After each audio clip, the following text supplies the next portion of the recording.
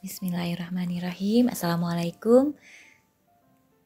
Ketemu lagi dengan saya Vida. Mari kita lanjutkan membaca bicara itu ada seninya. Oh Su-yang. Bab 2 ya. Pintar mendengar, pandai berbicara. Teknik terpenting dalam komunikasi adalah mendengar. Subbab, tanya, puji, bereaksi. Pertanyaan, wujud ketertarikan. Ajarkan saya cara berkomunikasi yang baik dengan suami. Bagaimana supaya saya bisa berdialog dengan baik dengan orang tua? Pertanyaan tersebut sering saya dengar sejak dikenal luas sebagai pakar komunikasi. Di antara para penanya, ada yang pernah melakukan konsultasi berbicara. Namun, kebanyakan di antara mereka tidak tahu bagaimana cara menjalin komunikasi yang baik di kehidupan nyata. Karena mereka hanya belajar sampai teknik, bagaimana bersuara yang bagus atau berbicara yang baik saja. Oleh karena itu, saya membuat rumus terapi komunikasi yang dapat diterapkan dengan mudah oleh siapapun dalam kehidupan sehari-hari berdasarkan pengalaman saya memberikan jasa konsultasi. Rumusnya sangat sederhana, yaitu C sama dengan Q dikali P dikali R. Communication sama dengan question dikali price dikali reaction. C adalah communication atau komunikasi. Ada 3 hal yang diperlukan untuk memenuhinya, yaitu Q atau question, pertanyaan, P atau price, pujian, dan R atau reaction. Dengan demikian, komunikasi akan berjalan dengan lancar dan baik. Harus mengandung pertanyaan, pujian, dan reaksi. Pertanyaan adalah bentuk ketertarikan terhadap lawan bicara. Oleh karena itu, pertanyaan dapat disebut sebagai dasar komunikasi. Komunikasi tidak akan terwujud jika tidak ada ketertarikan sama sekali terhadap lawan bicara. Berbicara tanpa ketertarikan sama saja seperti berbicara sendiri dengan tembok. Dalam buku How to Win Friends and Influence People karangan Dale Carnegie, ketertarikan ditegaskan dalam 6 aturan untuk mendapat kesan yang baik. Dalam aturan pertama, sungguh-sungguh tertarik dengan lawan bicara. Dan aturan kelima, ungkapkan ketertarikan Anda terhadap lawan bicara. Alfred Adler memberikan pengaruh besar dalam teori pengembangan diri Carnegie dan mengemukakan alasan pentingnya ketertarikan sebagai berikut. Mereka yang tidak tertarik terhadap orang lain mengalami kesulitan terbesar dalam hidup dan merasakan luka terbesar dari orang lain. Seluruh kegagalan yang dialami manusia muncul dari orang-orang seperti ini. Pertanyaan termudah yang dapat dilontarkan kepada lawan bicara adalah, siapa nama Anda? Pertanyaan ini tidak akan muncul jika tidak ada ketertarikan terhadap lawan bicara. Mari kita lihat potongan lirik dari lagu 4 Minutes. What's your name? Berikut ini. Bahasa Korea ya. Maaf kalau salah-salah. Iromi myoyo yeyo. Siapa namamu? Myot sari yeyo. Berapa umurmu? Sanen gesen udi yeyo. Tinggal di mana? Saat kita memiliki perasaan terhadap lawan bicara, maka pertanyaan-pertanyaan yang mengandung ketertarikan seperti ini akan muncul dengan sendirinya. Orang yang mengeluarkan pertanyaan ini berarti ingin membangun hubungan dengan lawan bicaranya. Jika tiba-tiba kita ingin mengajaknya untuk bertemu, makan bersama, atau menjadikan pacar tanpa pertanyaannya mengandung ketertarikan, maka tidak mungkin akan berhasil. Komunikasi yang baik akan menjadikan hal tersebut bisa terwujud. Di lingkungan apartemen atau pertemuan warga, pertanyaan menjadi begitu penting. Duduk saja dalam barisan tidak akan mendatangkan kebaikan. Saat kita melontarkan pertanyaan seperti tinggal di gedung mana atau anak Anda sekolah di mana, bisa menjadikan Anda cepat akrab dengan tetangga. Terlebih lagi dalam hubungan suami istri, pertanyaan berperan menjadi pelumas cinta. Seiring lamanya tinggal bersama, perasaan cinta akan memudar dan dialog pun akan berkurang. Jika didiamkan begitu saja, hal tersebut bisa menjadi malapetaka. Oleh karena itu, kita harus selalu mengingat tujuan dan melontarkan pertanyaan yang mengandung ketertarikan sesering mungkin. Habis potong rambut, bagaimana pekerjaan di kantor? Pujian detail mendatangkan reaksi yang baik. Pujian sangat penting untuk membentuk hubungan yang kokoh. Dalam buku Well Done, cara terbaik melatih paus pembunuh atau orca yang beratnya mencapai 3 ton agar bisa memberikan pertunjukan yang menakjubkan adalah dengan menggunakan pujian. Orca sering melakukan kesalahan dalam latihannya. Namun, jangan pernah memarahinya karena kesalahan ini dan tetap fokus pada hal-hal baiknya. Diulangi ya. Orca sering melakukan kesalahan dalam latihannya. Namun, jangan pernah memarahinya karena kesalahan ini dan tetap fokus pada hal-hal yang baik darinya, serta tunjukkan dukungan dan pujian terhadapnya. Dengan begitu, akan terbentuk hubungan yang kuat antara orca dan sang pelatih sehingga orca akan memberikan penampilan terbaiknya. Pujian mempunyai efek yang instan dan kuat terhadap manusia. Dalam salah satu kelas yang saya bawakan di lembaga pendidikan, banyak peserta yang sudah lanjut usia. Rata-rata berusia 69 tahun. Jika suasana menurun, kelas tidak akan berjalan dengan baik. Pada saat seperti ini, pujian yang pas diperlukan. Kakek terlihat lebih muda. Kulit nenek halus sekali. Reaksi terhadap hal ini akan langsung tampak. Mereka menjadi senang, saling berbicara sambil berseloroh, dan berpartisipasi lebih aktif di dalam kelas. Ruang kelas menjadi dipenuhi oleh suasana harmonis. Pujian akan lebih efektif dengan menunjuk bagian tubuh tertentu. Misalnya, alis Anda tebal, kulit Anda seperti bayi, atau tubuh Anda seperti pelatih yoga. Kita dapat memuji benda yang dipakai sang lawan bicara seperti dasi, kemeja, kacamata, dan sepatu. Mungkin Anda berpikir bahwa siapapun bisa memuji dengan mudah. Namun, banyak situasi di mana pujian tidak bisa keluar pada saat kita ingin memuji. Misalnya saat kita bertemu dengan tetangga yang sedang menggendong anaknya. Kita ingin memuji anaknya yang berada di dalam selimut bayi. Tetapi karena baru lahir, belum ada yang begitu spesial darinya. Sehingga kita bingung bagaimana harus memujinya. Hal seperti ini hampir sering terjadi. Oleh karena itu, diperlukan latihan memuji. Kita perlu membiasakan diri untuk memuji agar bisa fleksibel seperti pegas dalam kondisi apapun. Umpan balik dengan nada antusias.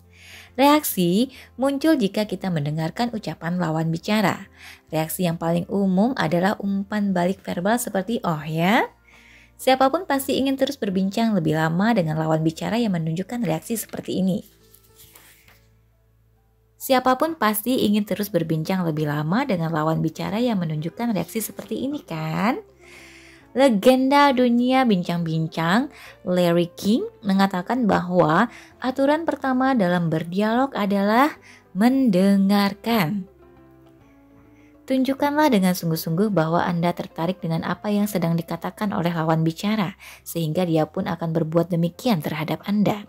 Untuk menjadi pembicara yang hebat, Anda harus terlebih dahulu menjadi pendengar yang hebat. Saya sering melihat pasangan suami istri yang hubungannya kurang harmonis karena komunikasi mereka tidak lancar. Kesamaan mereka adalah kurang memberi umpan balik terhadap ucapan lawan bicara.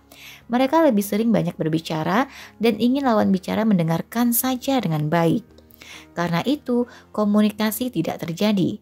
Dalam dialog ada aturan 1, 2, 3.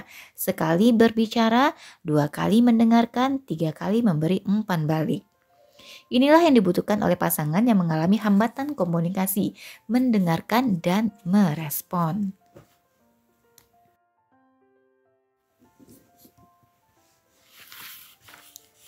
Kualitas sebelum kuantitas.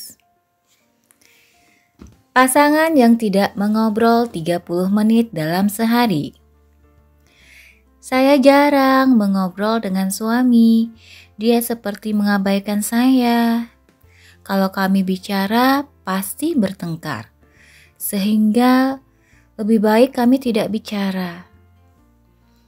Ucapan tersebut sering saya dengar dari ibu rumah tangga berusia 40-an. Saya memahami kesulitan tersebut karena usia saya pun sebaya dengannya. Menurut laporan Kementerian Wanita dan Keluarga, waktu dialog antara pasangan usia paruh baya 40 hingga 50-an adalah yang terendah. Sebanyak 34,4% pasangan berusia 40-an mengobrol kurang dari 30 menit dalam sehari. Lebih sedikit banyak daripada pasangan berusia 50-an yang sebesar 34,1%. Kurangnya waktu mengobrol seperti ini menandakan komunikasi di antara pasangan tersebut tidak berjalan dengan baik. Dalam keluarga saya pun, waktu untuk mengobrol sangat sedikit. Saya mengajar di kampus, perusahaan, dan lembaga pendidikan, serta aktif di panggung-panggung seantero negeri. Menjadi moderator dan penyiar dalam berbagai kegiatan. Setiap hari, saya begitu sibuk sampai harus menyewa road manager. Oleh karena itu, sesampainya di rumah, saya langsung tertidur. Suami saya pun bekerja di luar, sehingga mudah saja untuk muncul konflik di antara kami karena kurangnya dialog. Namun, kami mengatasinya dengan bijak.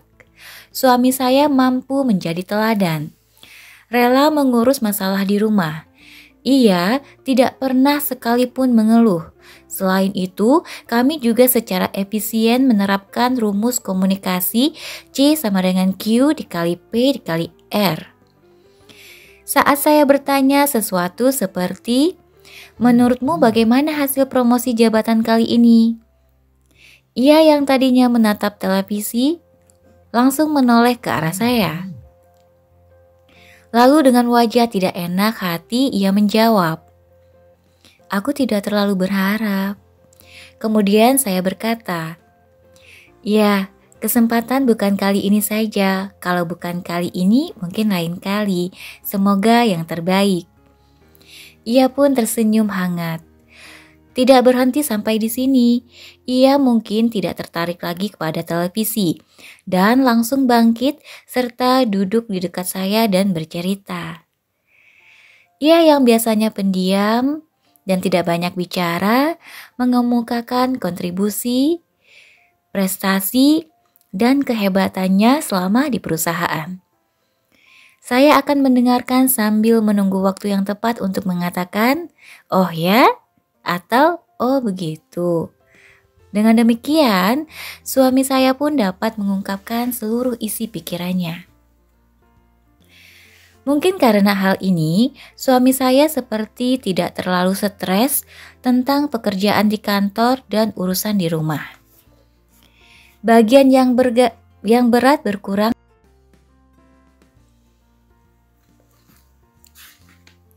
Bagian yang berat berkurang saat berdialog dengan saya. Kami mengatasi dengan baik situasi sulit yang biasa dihadapi pasangan yang sama-sama bekerja dengan rumus terapi komunikasi.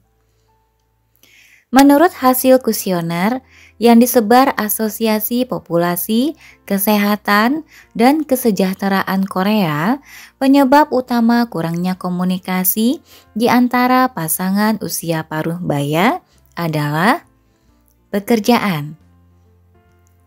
Selanjutnya diikuti dengan pemakaian televisi, komputer, smartphone, terkurasnya waktu karena mengurus anak, serta kurangnya teknik dan pengalaman berdialog. Apabila dilihat sekilas, kurangnya dialog di antara pasangan paruh baya sepertinya disebabkan oleh kurangnya waktu. Sementara, menurut pandangan saya, belum tentu demikian. Sebab, dari apa yang saya dan suami alami, kami tetap bisa berdialog, kami tetap bisa menjalin dialog yang cukup meskipun waktu luang kami sangat sedikit. Kami mengetahui teknik dalam berdialog, yaitu rumus komunikasi. Yang terpenting bukanlah waktu, melainkan kemampuan berdialog.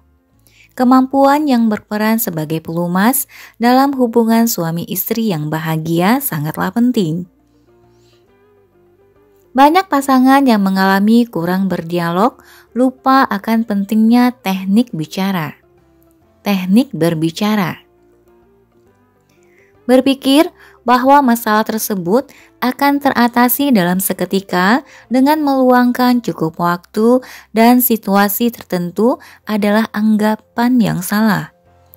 Sebab dialog tidak akan mengalir dengan semudah itu.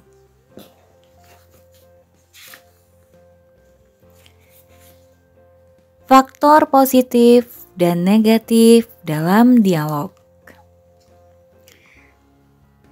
Pada 2014, National Institute of the Korean Language mengeluarkan bahan riset yang menarik, bahwa semakin banyak waktu berdialog, maka semakin tinggi indeks kebahagiaan, dan sebaliknya, semakin sedikit dialog, maka semakin rendah indeks kebahagiaan. Di dalamnya terungkap pula faktor positif dan negatif dalam sebuah percakapan, yaitu sebagai berikut. 1. Faktor positif dialog. Menggunakan panggilan yang diinginkan satu sama lain, saling menyapa saat pulang ke rumah, menggunakan bahasa yang sopan, saling memuji dan mensyukuri, berusaha mencapai kesepakatan, mendengarkan lawan bicara hingga selesai, menunjukkan reaksi mengerti saat lawan sedang berbicara. 2. Faktor negatif dialog. Menggunakan umpatan atau kata-kata kasar saat marah, membanding-bandingkan dengan orang lain, berbohong di situasi mendesak, meluapkan perasaan yang terpendam saat marah, tidak nyaman berbicara sambil menatap wajah lawan, tidak menggunakan humor, saling mengkritik dan menuding, mengungkit-ungkit kebaikan diri sendiri, mengakhiri obrolan dengan pertengkaran. Kita harus mengetahui hal-hal seperti ini dengan lebih banyak berdialog. Di dalam faktor positif dialog, kita dapat melihat rumus komunikasi. Tertarik terhadap lawan bicara, memberi pujian, dan bereaksi. Sementara untuk faktor negatif dialog, perlu diingat dan dihindari. Alih-alih memberikan pujian, berbicara menggunakan kata-kata kasar atau umpatan, dan membandingkan dengan orang lain akan membuat komunikasi tidak terbentuk sama sekali. Lelaki sebelah rumah katanya naik pangkat, membandingkan dengan orang lain. Bisa apa kita dengan gaji sekecil itu? Mengkritik dan menuding. Penghargaan ini kita dapat berkat kemampuanku yang hebat. menyebut-nyebut kebaikan diri sendiri. Aku capek, berhentilah. Mengakhiri obrolan dengan pertengkaran. Perlunya dialog bukan hanya untuk pasangan suami istri. Dalam hubungan dengan orang lain yang sering dijumpai seperti keluarga, teman, atau rekan kerja, kita dapat menemukan kesulitan akibat komunikasi. Karena kita mengira orang lain dapat mengerti perasaan kita hanya dengan berbicara secukupnya. Mari kita eratkan hubungan dengan orang terdekat dengan faktor positif dialog. Dengan berbicara seperti contoh di bawah ini. Waktu dialog pasti akan menjadi lebih banyak. Semua baik-baik saja di kantor. Saling menyapa saat pulang ke rumah. Terima kasih sayang. Saling memuji dan mensyukuri. Benarkah? Menggunakan bahasa yang sopan. Capek ya? Aku mengerti. Menunjukkan reaksi mengerti dan mendengar. Ucapan yang menidurkan. Matematika yang membuat mengantuk.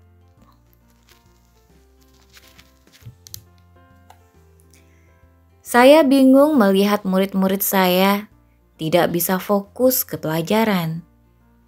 Bagaimana caranya supaya tenggorokan tidak serak sehingga saya bisa mengajar dalam waktu lama?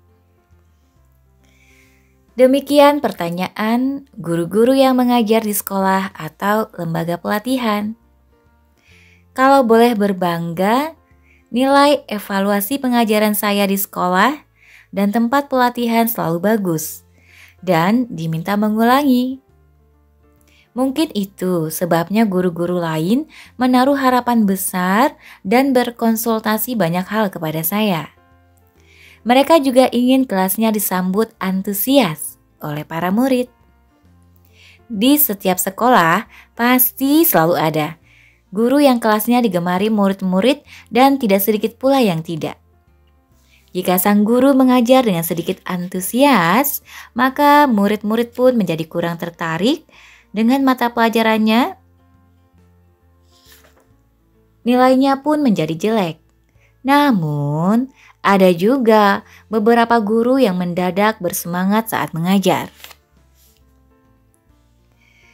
Saya jadi terkenang guru matematika saya saat SMA. Beliau tidak pernah sekalipun bertatapan dengan murid-muridnya saat masuk kelas. Beliau sama sekali tidak tertarik terhadap murid-muridnya. Beliau tidak pernah memanggil murid-muridnya dengan namanya. Hanya satu nama yang biasa disebutnya dari meja guru, ketua kelas. Setelah itu, beliau akan berbalik badan dan menulis di papan tulis. Lalu bagaimana beliau menjelaskan apa yang ditulisnya?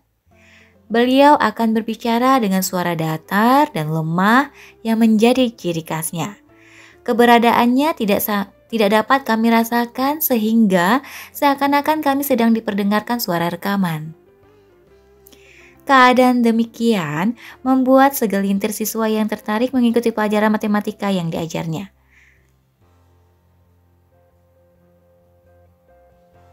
Sedangkan sisanya yang tadinya mau berusaha agar bisa, perlahan kehilangan minat dan berpaling. Akhirnya terbentuklah jurang yang semakin lebar antara siswa dan matematika. Meningkatkan konsentrasi pendengar. Tidak hanya 1-2 orang yang memiliki kenangan tidak menyenangkan seperti ini kan? Oleh karena itu, saya dengan senang hati dan tidak segan-segan memberi masukan pada guru-guru yang berkonsultasi. Selain persiapan mengajar, banyak juga guru yang telah disibukkan oleh pekerjaan administrasi dan bimbingan konseling siswa. Namun, mereka menunjukkan keinginan kuat untuk berubah dan berharap kelasnya bisa disukai dan lebih dekat dengan para murid. Dari obrolan dengan para guru ini, saya menyimpulkan ada 3 keterampilan yang diperlukan dalam berbicara. Tip ini dapat digunakan pada saat mengajar dan presentasi di berbagai bidang, yaitu 1. Menggunakan suara yang tidak menidurkan pendengar. Suara yang bisa menidurkan pendengar adalah suara yang tidak berenergi, datar, dan monoton. Selain itu, suara tersebut juga tidak mengandung emosi sama sekali.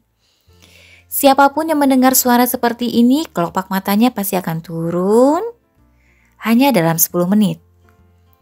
Diperlukan kekuatan, ritme, dan intonasi suara yang tepat agar sorot mata para siswa selalu menyala. Memberikan dinamika suara pada saat biasa dan menekankan sesuatu agar meningkatkan ketertarikan pendengar. Perubahan juga bisa diberikan dengan cepat atau lambatnya ucapan.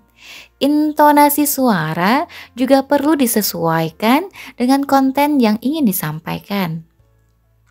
Gunakan intonasi berat dan muram saat mengatakan kedaulatan negara dirampas oleh Jepang, serta intonasi ceria dan ringan saat mengatakan kemerdekaan berhasil direbut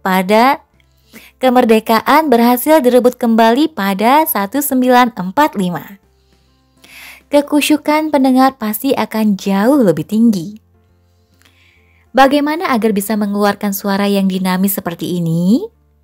Caranya dengan membaca buku sambil berlakon seperti aktor.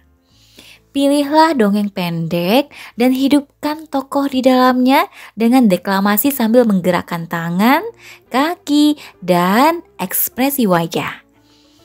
Berlatihlah mengeluarkan suara dengan beragam emosi seperti sedih, senang, atau marah. 2. Menjaga tenggorokan. Guru tidak pernah dituntut untuk memiliki suara yang menonjol seperti penyiar. Mereka hanya perlu menghindari suara yang kasar. Ada yang memiliki suara bagus, tetapi karena tidak dirawat dengan baik, suaranya menjadi kurang bagus.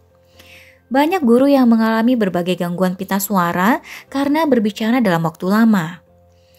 Biasanya suara menjadi serak, bergetar, dan terputus-putus akibat nodul pita suara, kelumpuhan pita suara, atau polip pita suara. Lakukan 6 hal berikut ini di waktu luang untuk memelihara tenggorokan. 1. Banyak minum air putih. Cairan menjaga membran mukosa pita suara tetap lembab. 2. Jauhi rokok dan alkohol, serta sebisa mungkin hindari kafein. Kafein menyebabkan pita suara kering. 3. Lakukan pernafasan perut. Dapat mengurangi beban pada pita suara saat bersuara. 4. Banyak tertawa. Tertawa merilekskan pita suara. 5. Jangan berdeham. Berdeham dapat melukai pita suara. 6. Hindari lingkungan yang kering dan berdebu. Lingkungan ini berpengaruh buruk bagi pita suara. 3. Dengarkan dengan seksama. Ada satu episode yang menarik dari Rama Replay 1988. Deok-sun kehilangan kamera ayahnya yang berharga saat sedang study tour. Lalu ia berteriak, "Aku akan kembali," sambil membentangkan tangannya menghadap langit. Karena takut tidak diakui lagi sebagai anak di keluarganya, ia merengek minta pulang dan berkata kepada gurunya bahwa ia tidak bisa ikut berlibur. Sang guru pun turun tangan, ia menelpon keluarga Deok-sun. Dia sangat takut dimarahi, padahal study tour ini hanya sekali dalam hidupnya.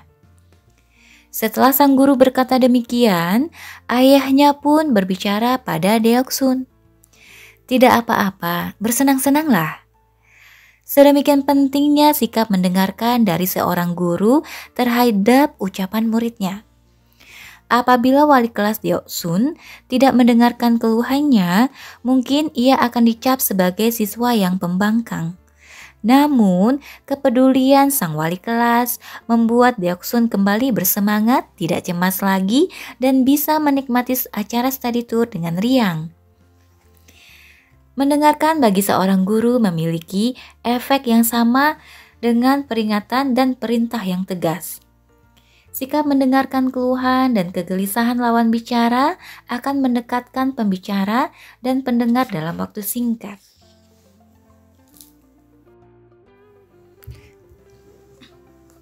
Bab selanjutnya, ucapan khusus yang memikat hati. Kalimat horor. Apakah aku berubah? Ucapan apa yang bisa menyenangkan pacar saya?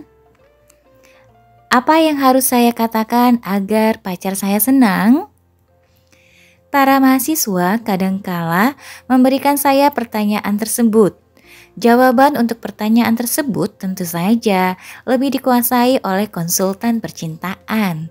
Namun, karena semua bidang berhubungan dengan aktivitas bicara, saya mencoba untuk memberikan tip kepada mereka.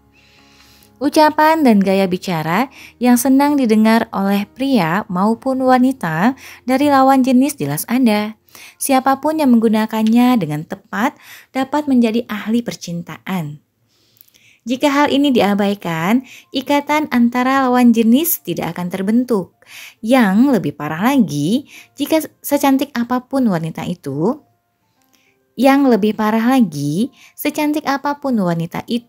ia akan mudah diputuskan oleh pria.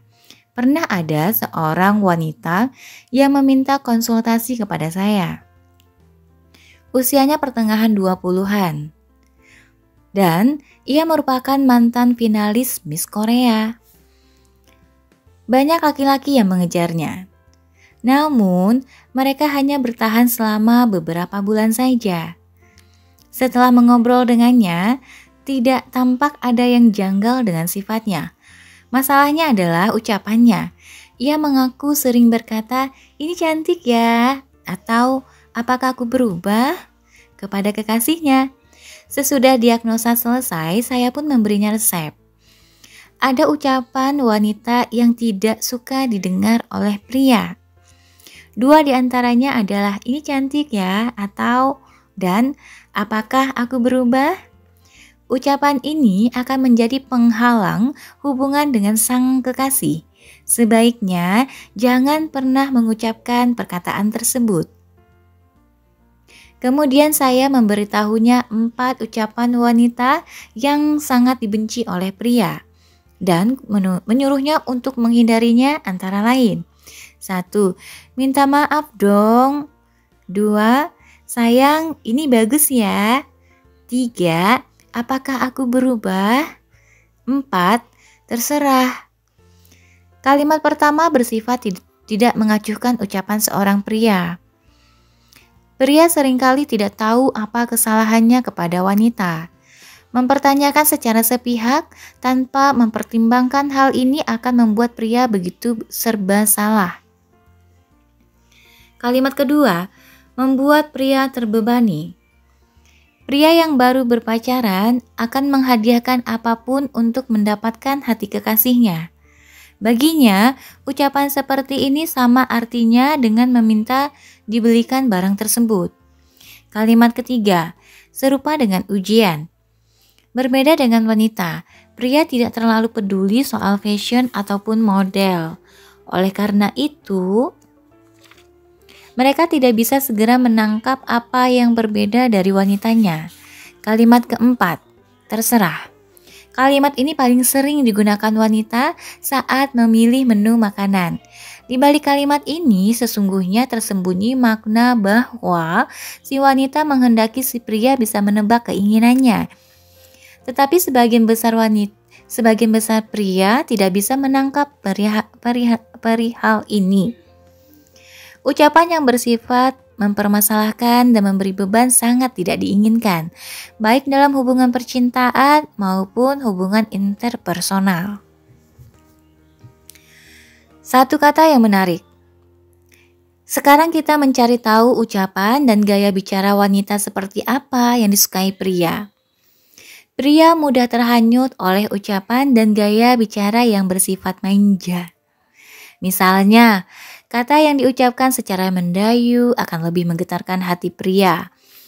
Wanita bisa memenangkan hati pria dengan gaya bicara yang memikat. Bagaimana gaya bicara wanita yang disukai pria? 1. Berakhiran eng. Orang Korea suka menggunakan akhiran eng agar terdengar lebih manja seperti anak-anak. 2. Akhir kata yang dipanjangkan. Hal ini membuat ucapan terdengar lebih lembut dan manis seperti sayang, makasih, I love you. Tetapi jika terlalu panjang juga akan mengurangi efeknya. 3. Sedikit menyalahi tata bahasa.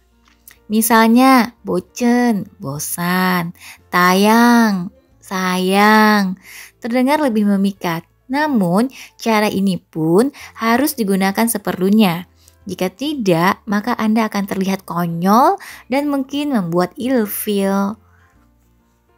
4. Mengulang-ulang kata.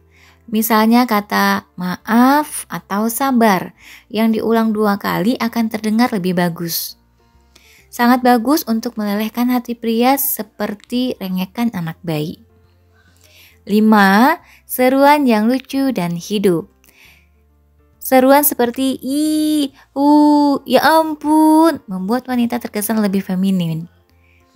Semakin mudah wanita mengeluarkan seruan yang hidup dan lucu, semakin terlihat lucu wanita tersebut.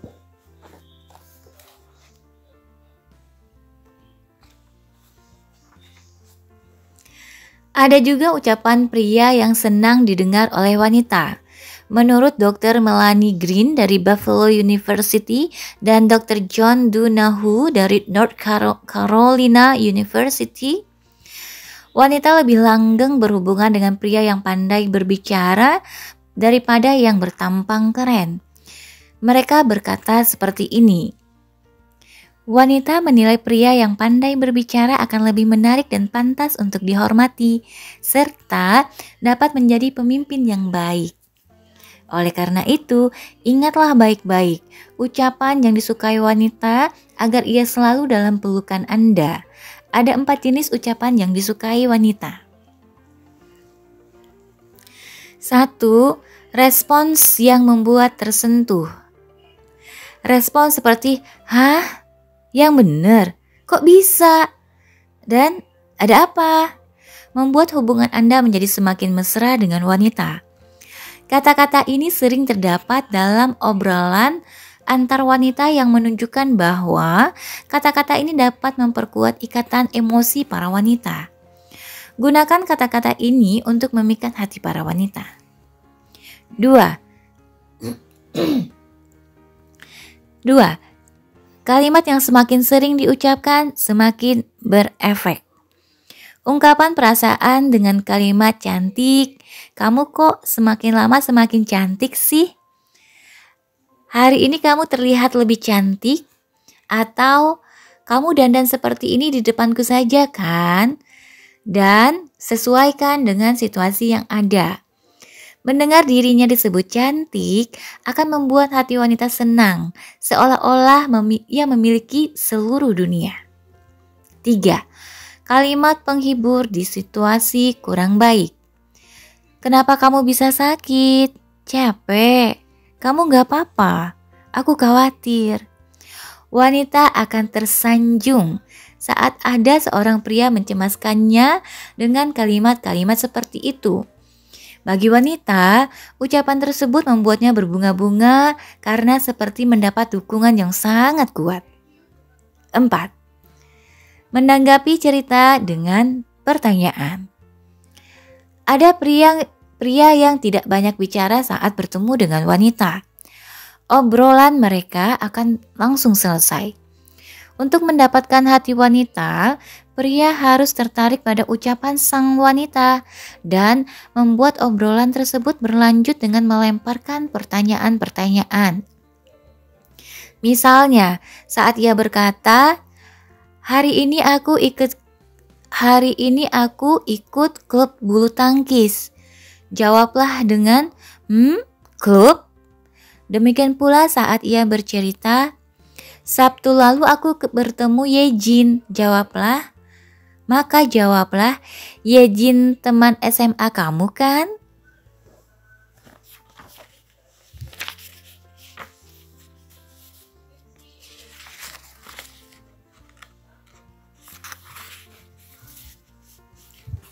Next, subbab next. Tertawalah 20 menit sekali. Humor adalah tentang timing. Tahukah Anda faktor penghambat komunikasi? Contoh umumnya adalah hubungan yang kaku, situasi yang menegangkan, dan kebosanan atas rutinitas yang berulang. Faktor penghambat ini yang membuat komunikasi dalam kehidupan kerja maupun sehari-hari tidak berjalan dengan baik. Lalu apa trik khusus untuk mengatasi faktor penghambat ini? Jawabannya adalah humor dan pujian. Ada seorang anggota dewan yang sangat humoris. Tanpa ragu, ia berkata kepada presiden, "Pintar, elegan, dan bermartabat, juga cantik dan membuat jantung berdebar-debar." Lalu lanjutnya, sayang maaf. Hal ini membuat tawa publik pecah. Suatu hari, sebelum pidato politik parlemen, presiden berkata kepada anggota dewan tersebut, "Sepertinya kemampuan Anda hebat." Anggota dewan pun menyahut, "Karena saya gendut, sepertinya saya juga bisa jadi kepala persatuan orang gendut." Dengan ucapannya yang humoris, anggota dewan ini pun bisa menjaga hubungan baiknya dengan presiden selama hampir 10 tahun. Seperti itulah humor dapat berperan menjadi pelumas komunikasi dan mencairkan suasana yang kaku dan dingin. Terlebih pada saat pidato di depan publik, disarankan untuk tertawa 20 menit sekali. Dengan tertawa, publik menjadi tidak bosan, tingkat konsentrasi meningkat, dan meningkatkan daya ingat. Umumnya kita memakai materi audiovisual sebagai conte, cerita pendek, atau UCC, User Create Content, yang menarik untuk menyajikan humor dalam ucapan kita. Namun, banyak juga yang hasilnya tidak sesuai harapan. Dalam buku How to Talk to Anyone, Anytime, Anywhere, Larry King menyebutkan ada 4 macam ucapan yang menghalangi humor. Ucapan ini sangat sederhana dan sering mengecewakan audiens. Kutipannya, "Saya mau menceritakan sebuah lelucon." Next, kutipannya, "Ada kejadian menarik saat saya datang ke sini." Lalu, contoh berikutnya, "Ada satu cerita lucu, kalian pasti tertawa kalau mendengarnya. Ini sangat-sangat lucu." Contoh berikutnya, "Saya teringat sebuah lelucon. Mungkin ada yang pernah mendengarnya, tapi akan saya ceritakan lagi." Ini adalah contoh kutipannya. Jika yang berbicara seorang komedian, sepatah kata yang keluar dari mulutnya akan menimbulkan reaksi yang spontan. Sebenarnya, para komedian menjadikan humor sebagai mata pencariannya juga menghabiskan banyak waktu untuk melakukan riset dan melatih sense of humornya. Oleh karena itu, bukan hal yang mudah bagi orang biasa untuk menumbuhkan rasa humor dalam waktu singkat. Humor itu bagaikan makanan. Orang yang pernah memakannya akan mampu memasaknya dengan lezat. Dengan banyak mengamati, membaca bahan, dan merasakan sendiri pengalaman tertawa secara alami akan menguasai kode-kode humor. Kalau sudah demikian, kita akan mampu menyajikan humor yang dapat diterima oleh semua orang. Cara bagus untuk melatih rasa humor adalah dengan menonton banyak drama atau pertunjukan komedi. Pergilah ke pertunjukan komedi dan tertawalah sepuasnya. Persamaan orang-orang yang tidak mempunyai rasa humor dan garing adalah tidak tahu kapan dan kenapa harus tertawa. Oleh karena itu, membaur dengan orang-orang di tempat pertunjukan dan tertawa sebanyak-banyaknya dapat melatih sense of humor. Cara selanjutnya adalah menonton televisi bersama anak-anak. Anak-anak bereaksi secara spontan terhadap stimulus dasar sehingga tidak akan tertawa terhadap humor yang sulit dan rumit. Dengan tertawa bersama anak-anak, Anda menonton televisi. Dengan tertawa bersama anak-anak saat menonton televisi, ini akan mempelajari poin mendasar dalam tawa yang dirasakan oleh semua orang, mulai dari orang dewasa sampai anak-anak. Namun yang paling utama dalam humor adalah soal waktu. Selucu apapun kisah humor atau anekdot yang kita cari dan hafalkan tidak akan berguna jika dibawakan pada saat yang tidak pas. Humor harus menyatu dengan diri kita dan keluar dengan sendirinya untuk mendapatkan respons yang baik dari audiens. Dengan menguasai rasa dan kode humor yang sesuai dengan diri, kita akan bisa membawa dialog yang menyenangkan. Subbab lainnya, fungsi positif rayuan. Pujian adalah cara atau taktik komunikasi terbaik untuk merangsang motivasi pegawai dan mengeratkan hubungan antara atasan dan bawahan. Setiap orang ingin dipuji. Jika kita memiliki ketertarikan terhadap lawan bicara, akan selalu ada bahan bagi kita untuk memujinya. Kutipan di atas diucapkan oleh Mary Kay Ash, founder perusahaan kosmetik terkenal Mary Kay Cosmetics Inc. Perusahaan ini menetapkan pujian sebagai budaya bisnis mereka. Hal inilah yang membuat perusahaan kosmetik skala kecil yang menjual produknya sendiri secara langsung ini melejit menjadi perusahaan global. Pujian berperan khusus sebagai pelumas komunikasi. Dalam suasana kaku seperti dalam hubungan yang tegak lurus antara pihak pertama dan pihak kedua, pujian sangat efektif untuk meredakannya. Namun, banyak orang yang khawatir jika pujian mereka terkesan seperti menjilat.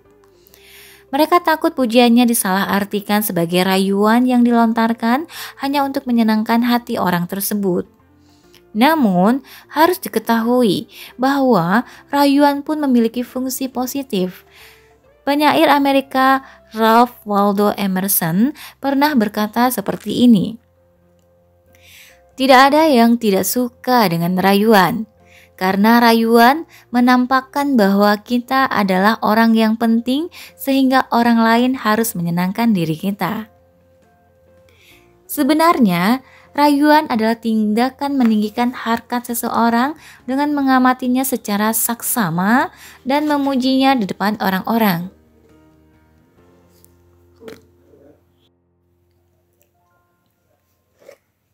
Jika orang membicarakan aib seseorang di belakangnya, maka orang merayu seseorang di hadapannya. Untuk membentuk hubungan baik dan akrab dengan seseorang, kita harus tahu bagaimana cara merayu. Rayuan yang mengandung kesungguhan dan tidak akan ada bedanya dengan pujian. Untuk dapat memuji dengan baik, kita harus lebih dulu tertarik terhadap orang tersebut dan mengamatinya dengan saksama. Jangan melihatnya hanya sekilas, tapi perhatikan baik-baik. Dengan begitu, kita akan dapat mengeluarkan rayuan yang jujur, alias pujian. Kakak jadi cantik sekali. Ini adalah bentuk pujian yang dangkal. Orang yang mendengarnya bisa merasa tidak enak hati sehingga maksud tidak tersampaikan dengan baik. Sebagai gantinya, ucapkan seperti ini. Scarfnya bagus sekali, padahal desainnya rumit, tapi bisa cocok sekali dengan kakak. Pujian dengan menunjukkan suatu bagian khusus seperti ini akan lebih mengena di hati. Selain itu, kita juga harus mempertimbangkan kondisi yang sedang dialami lawan bicara. Jika kita mengatakan sepertinya Anda sangat beruntung kepada seseorang yang baru saja gagal tes penerimaan kerja, tentu saja hal tersebut justru menimbulkan rasa jengkel. Dengan berkembangnya SNS, kita dapat dengan mudah mengetahui situasi yang sedang dialami seseorang.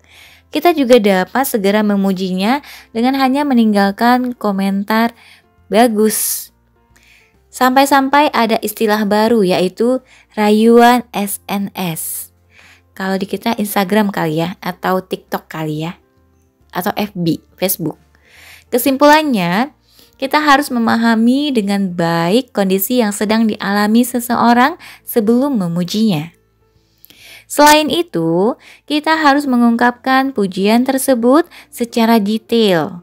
Berbeda dengan tulisan, ucapan hanya dapat didengar sesaat saja. Kita harus memuji dengan jelas dan spesifik agar lawan bicara mengerti dan dapat meresponsnya.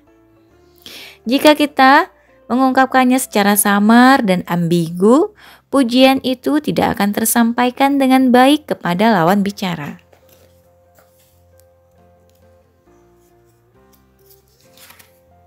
Sebab berikutnya dari bab 2, dimulai dengan pukulan, diakhiri dengan sentuhan. Presentasi 10 menit yang menarik 10 suara. Bisakah kita menjual lemari es kepada bangsa Eskimo? Kenyataannya ada yang bisa menjualnya. Bagaimana mungkin hal ini bisa terjadi? Rahasianya terletak pada bujukan. Bujukan berfungsi seperti tombol on-off pada hati manusia dan membuat hal yang tidak mungkin menjadi mungkin. Begitu juga dengan terpilihnya Pyeongchang sebagai tuan rumah Olimpiade musim dingin pada 2018 yang disebut dengan keajaiban. Pada saat itu, Pyeongchang bersaing ketat dengan Munchen yang merupakan kandidat kuat, sehingga kemenangannya adalah hal yang tidak dapat diprediksi. Namun dari hasil voting, Pyeongchang memperoleh suara 2 kali lipat lebih banyak daripada Munchen. Presentasi memegang peranan yang besar dalam hasil. Presentasi pendek yang menarik 10 suara lebih. Apakah rahasia di balik keajaiban mengejutkan ini? Jawabannya adalah ucapan persuasif. Presentasi yang mengandung kalimat-kalimat penuh bujukan telah menggerakkan hati banyak orang. Berikut ini adalah penuturan dari juru bicara panitia penyelenggara Olimpiade musim dingin Na Seung-yeon. Hal yang paling utama yang harus dilakukan adalah mengetahui sepenuhnya isi yang akan disampaikan. Setelah itu, kenali dan pahami audiens. Lalu kemas pesan Anda dengan cara dan bahasa yang ingin mereka dengarkan. Sampaikan secara efektif dan raih simpati audiens. Terakhir, gerakkan hati audiens dengan menambahkan semangat sebelum Anda mulai membujuknya. Pentingnya persuasi tidak perlu diperdebatkan lagi. Setiap ahli memiliki pendapat yang hampir sama tentang hal ini. Seperti yang dikatakan oleh juru bicara Na Seung-yeon, simpati dan menggerakkan hati audiens sangatlah penting. Ia juga menambahkan satu detail rahasia lagi, yakni memikat audiens dengan kalimat pembuka yang orisinal. Hal ini sama dengan apa yang biasa saya tekankan saat mengajar. Kalimat penutup yang menentukan. Rumus berikut ini adalah rangkuman dari pandangan beberapa ahli mengenai pokok-pokok bujukan. P sama dengan P dikali S dikali T. Apa itu ya? P pertama adalah persuasion, bujukan. P kedua adalah punch, pukulan. S adalah sympathize, simpati. T adalah touch, sentuhan.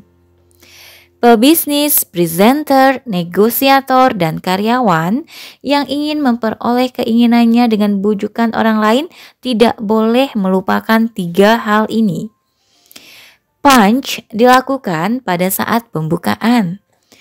2 orang yang saling tidak kenal saat pertama kali bertemu akan bersikap waspada dan mengamati satu sama lain.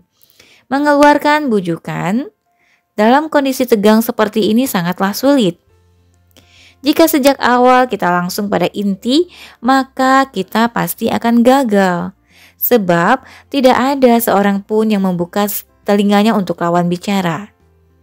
Kita perlu membuat suasana menjadi hangat dan cair terlebih dahulu. Pertanyaan merupakan cara paling efektif untuk hal ini.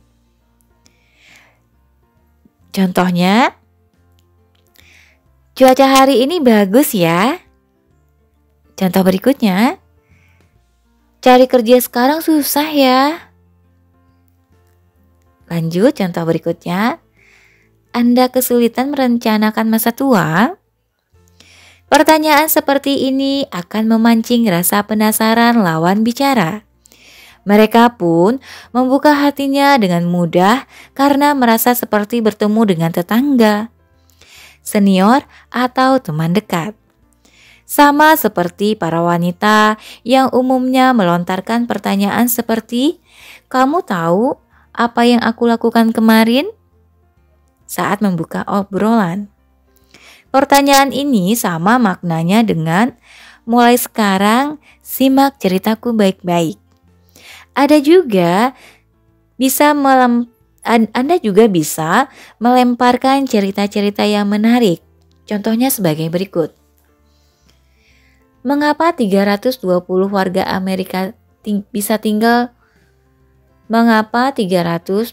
warga Amerika bisa meninggal dunia akibat makanan yang dimakannya?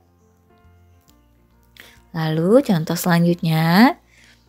Kenapa Apple bisa menjadi perusahaan yang inovatif? Next contohnya, saya ada satu pertanyaan. Pengalaman apa yang tidak bisa Anda lupakan tentang Olimpiade? Sympathize atau simpati membuat hati lawan bicara menyatu dengan Anda. Menyelaraskan perasaan, pendapat, dan argumen Anda kepada orang lain tidaklah mudah. Tidak ada gunanya menekankan soal moral agar kesedihan ataupun kesenangan Anda tersampaikan kepada orang lain. Kesedihan dan kesenangan Anda hanyalah api di seberang sungai bagi orang lain. Tidak akan menjalar padanya. Walaupun begitu, ada satu cara. Sampaikan kisah Anda yang sebenarnya. Dalam tayangan TED yang terkenal, ada kalimat pembuka yang mencatat tingkat kesuksesan 100%, yaitu kisah pribadi. Kisah jujur yang Anda alami secara pribadi dapat meraih simpati audiens. Saya pun demikian. Ada satu repertoire yang sering saya temui dalam beberapa kuliah dan kelas. Saya tinggal dan besar di pinggir rel. Siang dan malam suara kereta selalu terdengar. Orang tua saya bekerja di pabrik sepatu dan keadaan keluarga kami tidak begitu beruntung. Saya adalah anak yang tumbuh tanpa mimpi. Ketika saya menceritakan hal ini di pembukaan, muncul reaksi dari kursi penonton. Mereka yang tadinya sibuk menatap ponsel, mengobrol dengan orang di sebelahnya, ataupun menguap langsung meluruskan pandangan. Aku hanya tahu dia pengajar terkenal yang hebat. Lalu mereka akan menyimak ucapanku dengan rasa penasaran seperti menikmati drama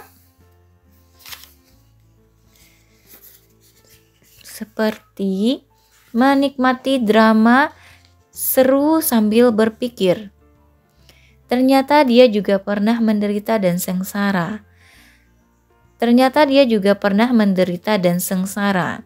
Sekarang ia bisa berdiri di sini setelah berhasil melewati semua itu. Touch adalah menyentuh perasaan. Setelah memberikan pukulan pada saat pembukaan dan memperoleh simpati, hal terakhir yang diperlukan adalah memberi sentuhan. Dengan menyentuh perasaan, barulah lawan bicara akan terbujuk. Pada tahap ini, lawan bicara tidak akan ragu lagi dan memantapkan hatinya akan berubah menjadi tindakan. Dalam dunia bisnis, pada tahap ini konsumen memutuskan untuk membeli produk. Oleh karena itu, Anda harus memotivasinya untuk membeli dan memanas-manasi bahwa ia akan menyesal jika tidak membelinya sekarang. Contohnya, Anda dapat memelihara kesehatan dengan biaya murah. Lanjut, contohnya 10 menit sebelum kami tutup. Bagaimana dengan berbicara di depan banyak audiens? Apakah tahap ini Anda harus mengarahkan audiens agar membuat keputusan? Inilah sentuhan yang dimaksud juru bicara Na Seung-yeon di depan sebagai menggerakkan hati audiens. Anda dapat mengakhiri dengan ucapan seperti ini. Nah, berakhir sudah wisata kita pada hari ini. Kini masa depan kalian yang mengejutkan akan dimulai. Contoh berikutnya, sekarang saatnya Anda memutuskan setelah mendengar saran yang saya berikan. Subbab selanjutnya, teknik membujuk paling ampuh. Introvert pun bisa menjadi pembujuk andal. Saya pernah mengajar selama 2 tahun di GS Home Shopping untuk para home shopping host baru. Trainer dari luar yang mengajar hingga 2 tahun merupakan hal baru di tempat ini. Biasanya pengajar lain hanya bertahan beberapa bulan saja sebelum akhirnya berhenti. Para home shopping host yang baru masuk ke perusahaan dengan menembus tingkat kompetisi ketat 1:100 memiliki kemampuan bicara yang sangat hebat. Bisa dibilang mereka hampir setara dengan para penyiar. Melatih mereka sama sekali bukan hal mudah. Jika mereka tidak menerima saya dengan baik, maka sama saja saya tidak punya kompetensi sebagai home shopping host trainer. Bila saya sendiri tidak diakui oleh para home shopping host, bagaimana saya bisa mengajari mereka soal rahasia menjaring konsumen? Sungguh tidak masuk akal. Oleh karena itu, saya mempersiapkan kelas dengan belajar dan berlatih berkali lipat dari biasanya.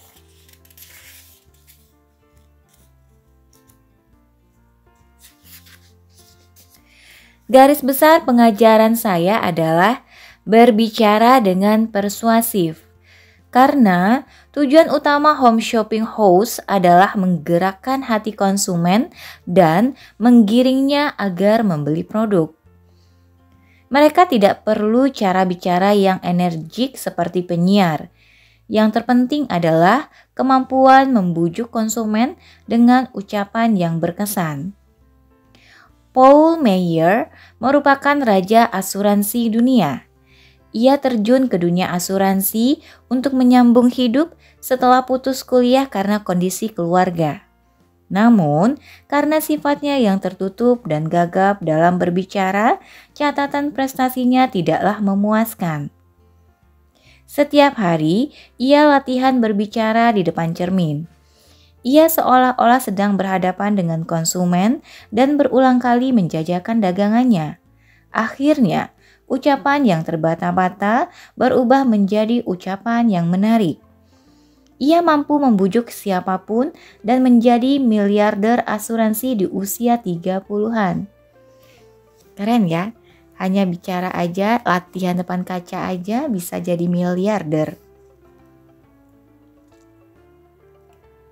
4 mantra meningkatkan rasa percaya diri.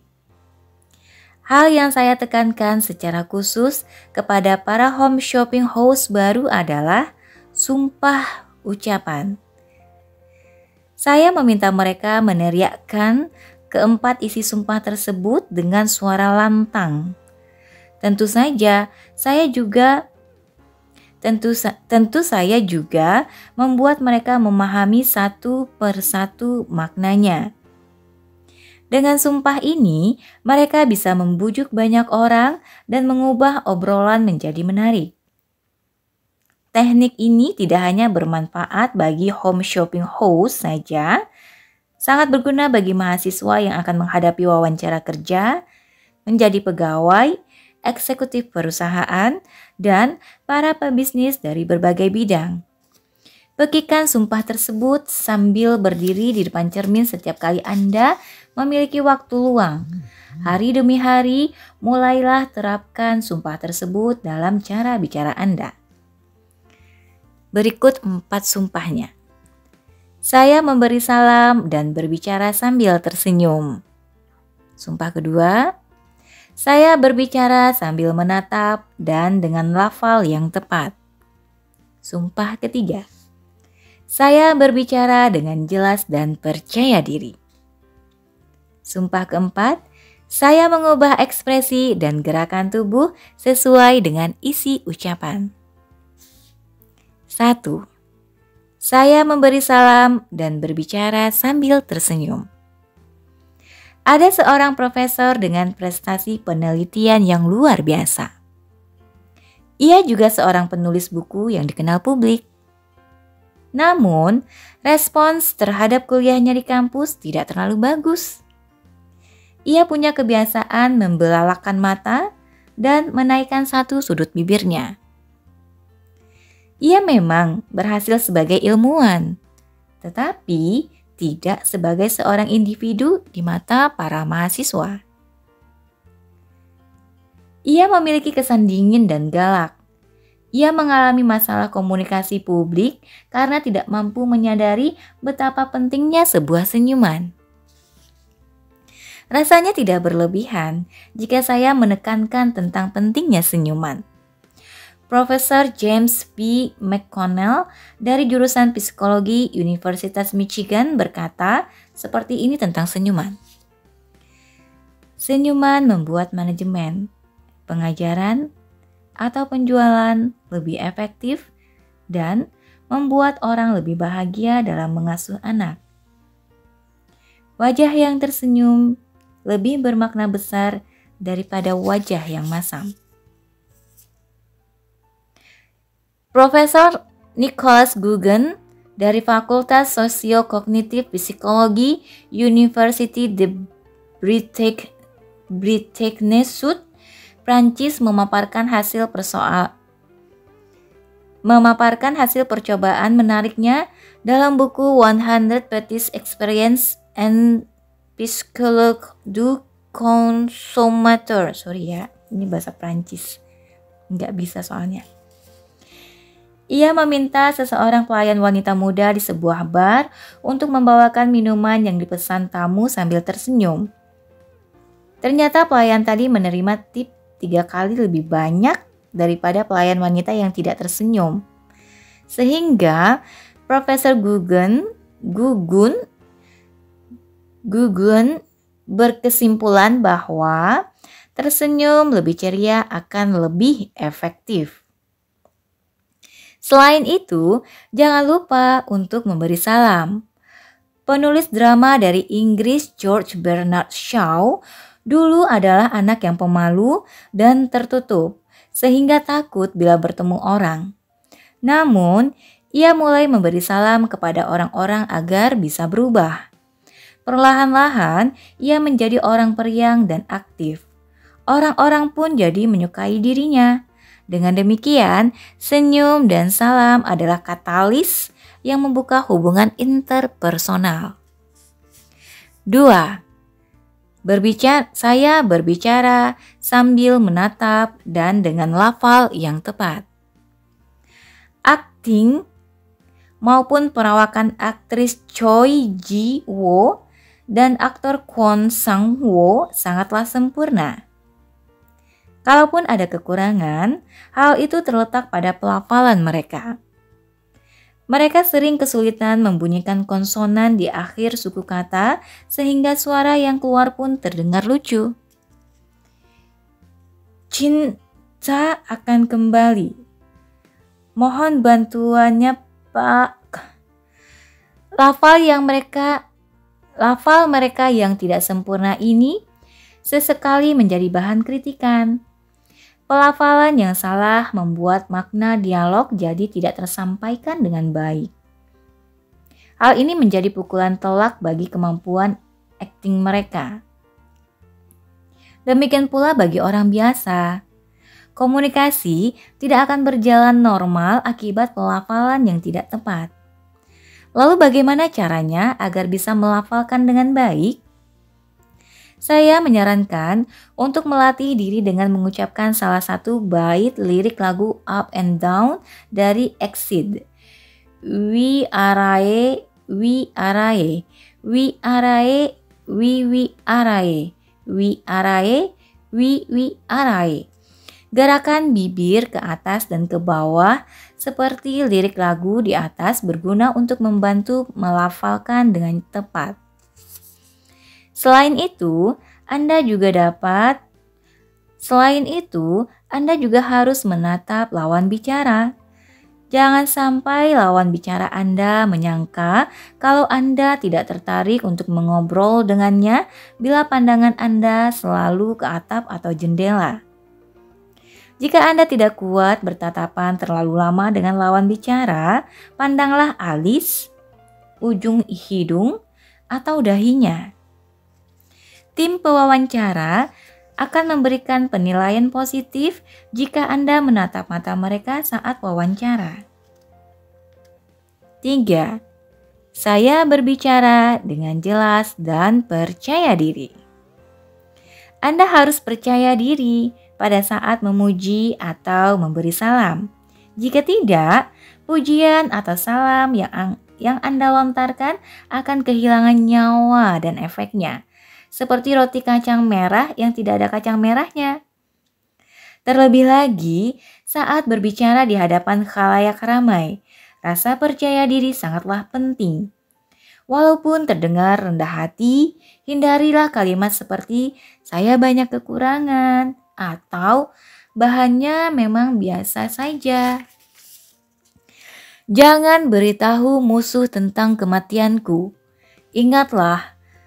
Ingatkah Anda dengan ucapan Jenderal Lee Sun Shin tersebut? Jika Anda ingin menang, jangan pernah ungkapkan kelemahan Anda.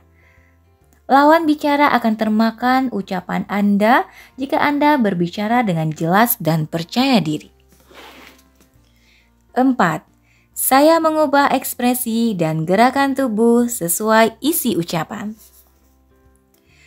Orang tua biasanya menggunakan beragam ekspresi dan gerakan tubuh saat berbicara dengan anak-anaknya.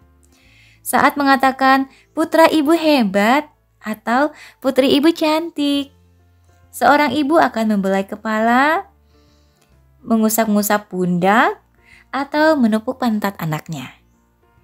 Mereka memakai ekspresi atau gerakan tubuh karena mengungkapkan rasa sayang mereka yang sangat besar kepada anak mereka lewat kata-kata saja tidak cukup. Gunakanlah gestur yang tepat untuk menunjukkan kesungguhan ucapan Anda. Tertawalah saat menceritakan sesuatu yang menyenangkan dan kepalkan kedua tangan saat menunjukkan keyakinan yang kuat. Pakar komunikasi nonverbal Amerika, Tonya Raymond, menulis dalam buku The Power of Body Language sebagai berikut. Orang yang memakai gestur berkesinambungan dan mirip dengan pola bahasanya akan merasakan kekuatan yang tidak dapat diidentifikasi dan terlihat seperti pembicara andal dengan wawasan yang baru dan kaya. Agar konsumen mau membeli barangnya, seorang salesman perlu sesekali melakukan gerakan tangan yang tegas untuk menunjukkan bahwa dirinya adalah ahli di bidang tersebut. Subbab berikutnya. Negosiasi untuk memperoleh keinginan. Inti negosiasi adalah mengalah. Pada 993, Jenderal Xiao Suning dari Khitan menyerang Goryeo dengan membawa 800.000 pasukan. Khitan meminta Goryeo untuk menyerah. Dalam sidang di istana Goryeo, ada seseorang yang menyarankan untuk menyerahkan wilayah utara kepada Khitan dan berdamai. Pada saat itu muncullah Jenderal Seo Hui. Ia mempertaruhkan nyawanya masuk ke wilayah musuh untuk bernegosiasi. Xiao Suning mempertanyakan kepada Goryeo ingin menguasai tanah Goryeo yang dulunya adalah bagian dari wilayah Khitan. Perihal ini dijawab oleh Jenderal Seo Hui. Kami, Goryeo, adalah negara yang berhasil mengambil alih Goguryeo, sehingga bukankah lantas menjadi milik Goryeo? Dengan demikian, sebagian tanah Khitan jelas merupakan tanah kami. Merasa kalah, Xiao Suning pun mengalihkan pertanyaan. Mengapa kalian mengarungi lautan dan hanya melakukan barter dengan dinasti Song? Seo Hui langsung mengeluarkan peta dan berkata, karena seperti yang Anda lihat, di sini ada bangsa Jurchen yang menghalangi. Kami sama sekali tidak membenci Khitan. Xiao Suning yang kagum akan keberanian dan kepandaian Seo Hui memutuskan mundur secara sukarela. Setelah itu, Goryeo mengusir bangsa Jurchen dan merebut kembali wilayah Pyongan Utara. Saat membahas soal negosiator, kita tidak bisa melepaskan kisah tentang tokoh sejarah Korea, Jenderal Seo Hui. Ia mampu memperoleh apa yang diinginkan tanpa menumpahkan darah setetes pun, lewat negosiasi dengan pemimpin musuh. Xiao Suning pun memperoleh nama tanpa perlu mengobarkan perang. Ia pun tak bisa sembarangan menjamin bahwa ia akan memenangkan peperangan sehingga hal itu cukup menguntungkan baginya. Kisah ini menunjukkan betapa hebatnya kekuatan negosiasi. Negosiasi memiliki makna proses perundingan oleh beberapa orang yang berguna mencapai kesepakatan yang sesuai dengan tujuan. Setiap orang melakukan negosiasi baik dalam kehidupan sehari-hari maupun dalam pekerjaan. Ibu rumah tangga bernegosiasi saat berbelanja sebelum memutuskan untuk membeli atau tidak. Misalnya, saat ingin membeli mesin cuci baru yang harganya lebih mahal dari yang diinginkan, kita akan bernegosiasi agar harganya turun. Konsumen ingin membeli dengan harga semurah-murahnya, sedangkan penjual sebisa mungkin ingin bertransaksi tanpa menurunkan harga. poin penting dalam negosiasi ini adalah harga mesin cuci. Lalu bagaimana sebaiknya kita bernegosiasi? Jika kita terus bersikeras minta harga diturunkan, negosiasi ini tidak akan pernah berhasil. Kita harus mencari titik kesepakatan yang pas agar kedua belah pihak bisa saling mengalah dan bertransaksi dengan senang hati tanpa saling merugikan. Pembeli yang bijak dapat menemukan hal yang tidak begitu penting baginya, tapi justru diperlukan oleh si penjual. Kalau dikasih diskon, saya akan beritahu teman-teman saya yang ingin beli mesin cuci juga. Dengan begini, penjual akan merasa diuntungkan dengan datangnya banyak pelanggan. Sehingga ia dengan senang hati setuju untuk menurunkan harga. Pembeli senang karena membeli dengan harga murah. Sedangkan penjual senang karena bisa mengundang pelanggan baru. Seperti inilah negosiasi akan terwujud saat tidak hanya satu pihak yang mengalah, tetapi saat keduanya saling memberi dan menerima. Pekerja kantoran selalu bernegosiasi saat penentuan gaji tahunan. Pegawai ingin agar gaji bisa naik walaupun sedikit. Sebaliknya, perusahaan ingin menurunkannya walaupun hanya sedikit. Oleh karena itu, dalam perselisihan yang sengit ini harus ditemukan titik sepakat antara kedua pihak. Ada satu cara untuk membantu si pegawai, high and low.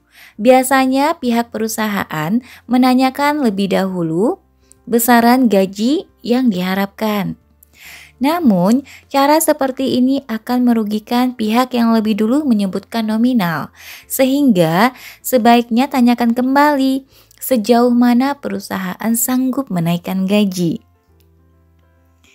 Apabila pihak perusahaan telah menyebutkan angka terendah, maka naikkan sedikit demi sedikit dan mulailah bernegosiasi. Jika cara ini tidak mungkin, maka sebutlah nilai yang lebih tinggi dari yang diinginkan, lalu turunkan perlahan-lahan sampai mendekati besaran gaji yang diharapkan. Inilah metode negosiasi gaji high and low. Teknik tarik ulur negosiasi. Negosiasi merupakan permainan hidup. Kita biasanya menjalankan permainan bernama negosiasi saat ingin menyatukan perbedaan pendapat dan pertentangan, mengatasi perselisihan, atau membentuk hubungan yang stabil dan harmonis. Sesungguhnya negosiasi adalah tenaga penggerak hubungan antar manusia. Kalimat tersebut terdapat dalam buku You Can Negotiate Anything, karangan negosiator dunia Herb Cohen. Negosiasi adalah kesempatan berharga untuk memperoleh hasil yang bernilai dengan menunjukkan kemampuan yang terbaik. Gunakan 5 trik negosiasi untuk mencapai keinginan. Berikut ini untuk memperoleh keinginan. Gunakan 5 trik negosiasi untuk mencapai keinginan berikut ini untuk memperoleh keinginan Anda dalam setiap negosiasi yang dihadapi. 1. Selangkah lebih maju. Saat bernegosiasi, yang paling penting adalah pertarungan kehendak dengan lawan bicara.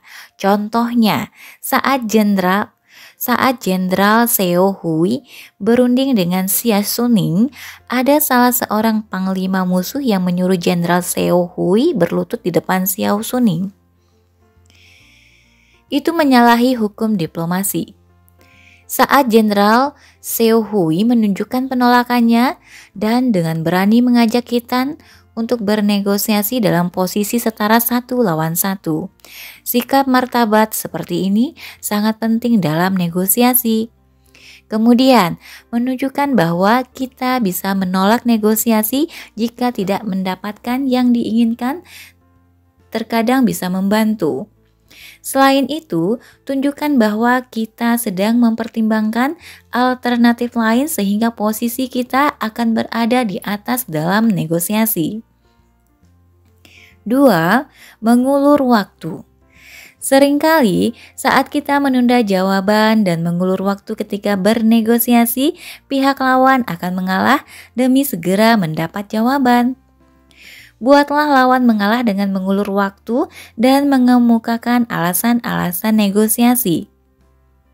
Namun, mengulur waktu kadangkala bisa berakibat buruk, sehingga perhatikan dan pertimbangkan dengan baik apakah cara ini diperlukan atau tidak. 3. High and low. Negosiasi adalah proses tawar-menawar terus-menerus, sehingga mencapai kesepakatan. Oleh karena itu, sebaiknya sampaikan lebih dulu penawaran yang lebih tinggi daripada yang diinginkan. Lalu mengalah sedikit demi sedikit hingga tercapai kesepakatan yang memang diinginkan. 4.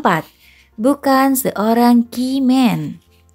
Sampaikanlah bahwa Anda bukan key man atau tokoh utama dan tidak mempunyai otoritas memutuskan demi mengulur waktu. Lalu, sebutkan syarat-syarat yang menguntungkan dan desaklah ia mengalah untuk memperoleh keputusan. Di sisi lawan bicara, ketidakpastian tentang siapa pembuat keputusan akan memakan lebih banyak waktu dan biaya yang menyebabkan proses negosiasi menjadi tidak mudah sehingga besar kemungkinan mereka akan mengalah terhadap keinginannya. 5.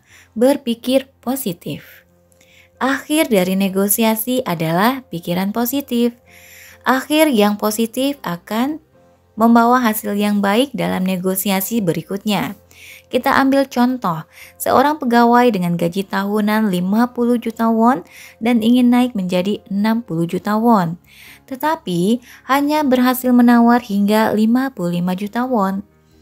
Di sini, kita jangan melihat gagal mendapat 5 juta, tetapi mendapat 5 juta lebih daripada sebelumnya. Bekerja dengan penuh rasa syukur untuk mendapatkan nilai yang baik, tahun depan kita bisa mendapat gaji yang lebih tinggi.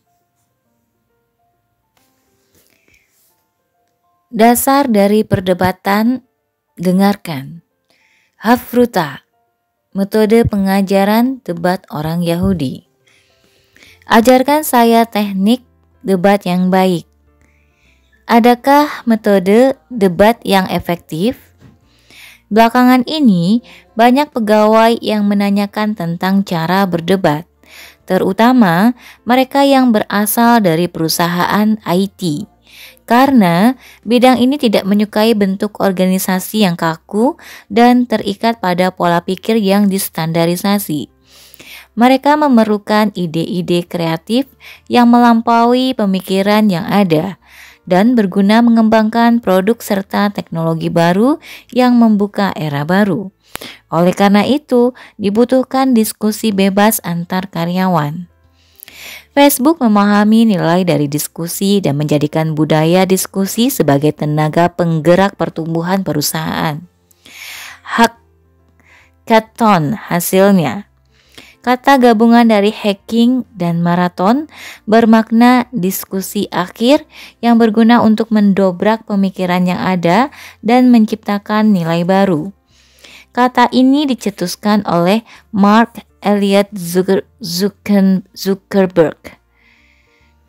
Melalui hackathon ini, Facebook mendapatkan ide-ide segar dari para developer teknologi yang berkumpul untuk menunjukkan kemampuannya sehingga perusahaan tersebut dapat berkembang sebagai penyedia layanan sosial network yang mendunia. Bangsa Yahudi dapat memimpin dunia juga karena debat. Sebanyak 25% mahasiswa Ivy League Amerika dan 30% mahasiswa Universitas Harvard adalah orang Yahudi. Terlebih lagi, 22% peraih penghargaan Nobel pun merupakan orang Yahudi. Di sini terdapat kontribusi besar Hafruta, metode pengajaran debat ala orang Yahudi. Karena selama kita bertanya dan berpikir dalam diskusi, kegiatan otak meningkat sampai titik terbaiknya. Debat adalah kegiatan sekelompok orang untuk menyampaikan pendapatnya tentang sebuah topik atau masalah dan membuktikan kebenaran pemikirannya. Di dalam debat harus ada perbedaan pendapat di antara kedua kubu dan masing-masing harus menyampaikan gagasannya disertai alasan-alasan yang objektif dan realistis untuk membujuk lawan. Demi kelancaran debat, perlu ditentukan terlebih dahulu moderator, panelis yang setuju, panelis yang menentang, dan juri.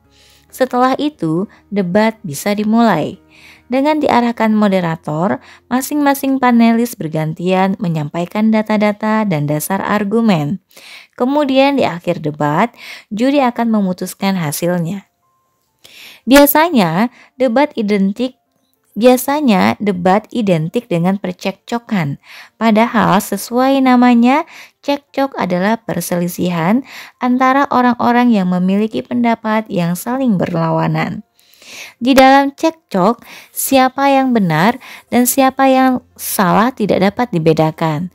Sedangkan debat, persetujuan mengungkapkan pendapat mana yang benar di bawah aturan yang telah ditetapkan. Oleh karena itu, penting untuk menemukan denominator dalam debat dengan mendengarkan pendapat lawan dan memaparkan pendapat kita. Peserta debat harus memiliki sikap mau menyelami posisi lawan atau terbujuk. Perihal ini, Arthur Schopenhauer pernah berkata dalam bukunya The Art of Always Being Right sebagai berikut. Jangan berdebat dengan siapapun dan apapun yang Anda temui. Jangan pernah memberikan argumen yang tidak berdasar. Namun, jika sudah terlanjur maka berdebatlah dengan orang yang cukup rasional. Jangan menekan dan berdebat hanya dengan orang yang mau mendengarkan alasan logis lawan bicara dan menerimanya. Orang yang adil dan tidak berpihak serta bisa menerima dengan lapang dada alasan yang tepat meskipun keluar dari mulut lawan bicara. Orang tersebut haruslah mengakui kesalahan argumennya jika pendapat lawan dinilai benar. Trik menang tanpa berkelahi. Mendengarkan. Saya paling suka permainan debat saat mendengarkan acara bedah buku atau kelas humaniora. Cara bermainnya adalah ditentukan tema A dan B. Lalu dipilih tim untuk memaparkan pendapatnya. Jika Anda terpilih dan pendapat Anda berbeda dengan tim, maka Anda harus menjelaskannya. Kegiatan ini menjadi ajang latihan berpikir dari berbagai sudut pandang dan pada akhirnya mengasah teknik berdebat kita. Kita ambil contoh debat tentang perlu atau tidaknya membentuk divisi kesehatan. Secara pribadi, kita merasa tidak perlu, tetapi mungkin saja kita terpilih ke dalam tim yang merasa perlu. Jadi, kita harus menyiapkan alasan dari kedua argumen. Dengan demikian, ke dalam tim manapun kita masuk, kita bisa menyangkal pendapat dari tim lainnya. Setelah mempersiapkan kedua argumen dengan matang, tim terpilih dan adu argumen pun dimulai. Berikutnya, kegiatan debat berjalan dengan saling tanya jawab dan diakhiri dengan kesimpulan pendapat dengan mempertimbangkan pendapat pihak lawan. Di sini, setelah tanya jawab terhadap pendapat lawan, harus terbentuk titik kesepakatan yang sesuai. Dalam proses ini, kita secara otomatis mendengarkan pendapat lawan. Karena kita harus mendengarkan pendapat lawan beserta alasan-alasannya untuk bisa menemukan kekeliruan dan menyangkalnya. Sehingga dapat disimpulkan bahwa teknik terpenting dalam berdebat ialah mendengarkan. Untuk bisa berdebat dengan baik, kita tidak boleh hanya bersikeras dengan pendapat sendiri, tetapi perlu belajar mempertimbangkan pendapat lawan. Apabila semua orang yang terlibat dalam debat tidak hanya memaparkan pendapatnya dan mau mendengarkan, maka perbedaan akan dapat teratasi dan diperoleh kesimpulan. Mencius yang mengalahkan Confucius di era para filsuf pernah dikritik oleh banyak pemikir. Ia berdebat dengan para pemikir yang pandangannya berbeda dengan dirinya. Lewat debat ini, ia berhasil menunjukkan kebenaran pendapatnya. Rahasianya ada pada pendapat yang masuk akal. Ia mampu membaca dengan tepat maksud terdalam di balik ucapan lawan dengan cara mendengarkan. Dengan demikian, mendengarkan dapat membuat kita menang tanpa perlu berkelahi dan menghadapi debat dengan baik untuk menemukan ide-ide baru. 4. Teknik mendengarkan. 1. Respons. Anggukan kepala dengan ringan dan berikan respons kecil. 2. Dengarkan hingga selesai. Jangan memotong pembicaraan lawan yang sedang berbicara dan dengarkan hingga selesai. Namun, saat ucapan lawan melenceng dari tema, segera tanggapi dan sangkal pendapatnya. 3. Simpulkan. Apabila lawan berbicara panjang lebar, ringkas dan simpulkan terlebih dahulu sebelum mengajukan pertanyaan untuk mengarahkan pembicaraan. 4. Ikuti. Ulangi beberapa bagian dari apa yang disampaikan lawan.